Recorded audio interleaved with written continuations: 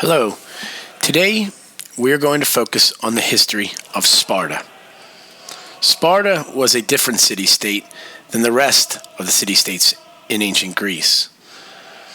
Early in the history of Sparta, Spartans enslaved many of their local neighbors.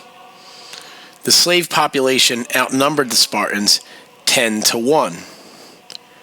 Therefore, the Spartans needed a way to be able to control such a huge slave population. This is where the idea of a man by the name of Lycurgus comes in. He creates a school called the Agoge. Here, Spartan males go through a series of trials to scare off the weak and cowardly. It serves as an education system to make the strong stronger and the brave braver. And it forms a single deadly unit. He wanted to create the deadliest warrior, because if he had a population of warriors, they could keep the slave population in check. The trials of a young Spartan really begin at birth. A woman's job in Sparta was to make strong Spartan babies. They trained and worked out in order to do so. Once born, the newborn babies were bathed in wine. This would sting, and many babies did not survive this trial. If they did, they were then examined by the elders. If any babies were found to be sickly or slow or weak, deformed, they were thrown off the cliff to die. This ensured that only strong Spartan babies grew up to become strong Spartan warriors. The young Spartan lived a relatively normal childhood until the age of 7, where he was torn from his family and made to live with a herd of boys around his age. This broke down the bonds of his family and created a sense of family within his comrades. They were often starved. This encouraged them to hunt, forage, and steal for themselves. To steal was not against the law, but to get caught stealing was severely punished.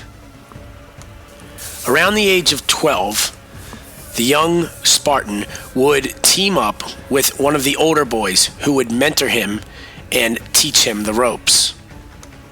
At age 18, he would graduate to what is similar to a military reserve corps.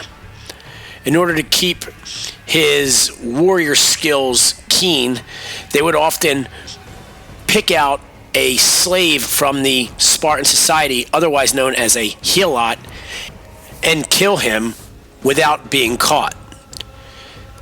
This also served as warning to the helots not to rebel. At age 20, he was considered a full Spartan warrior. He was encouraged to find a wife and make babies. However, he still lived in the barracks with all of his men until the age of 30, at which point he could then go and live with his family. He was also now given a vote in the Spartan assembly, who had the final say on all matters of state. If the warrior lived to 60, he could be elected to the Council of Elders, where he served for life. The Council of Elders was made up of 30 ruling officials over 60 years old. They were usually the wealthy aristocrats, and we refer to them as the Gerousia. 2 of these 30 officials were the serving kings of Sparta. One king was in charge of the military, and the other one was in charge of matters in Sparta. Above the king was a panel of men called the 5 ephors. They served for 1 year, and it was their job to oversee everything in the Spartan society. This system of government was all due to Lycurgus. Lycurgus made the Spartans swear that they never change his laws until he returns, and he left. Once he died, to make sure they never brought his body back to Sparta, he was burned and had his ashes cast in the wind. Now, if all the Spartans did was train and prepare for war, how did they eat? This fell to the Helots.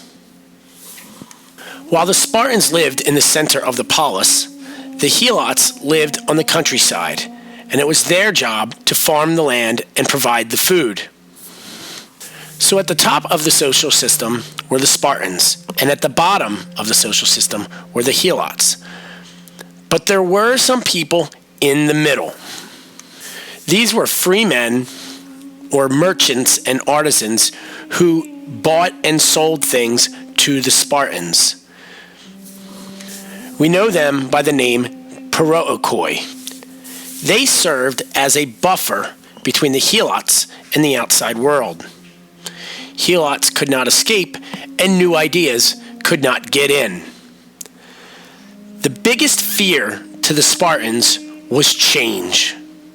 The world was changing around them, but they refused to do so, and that will ultimately be their downfall.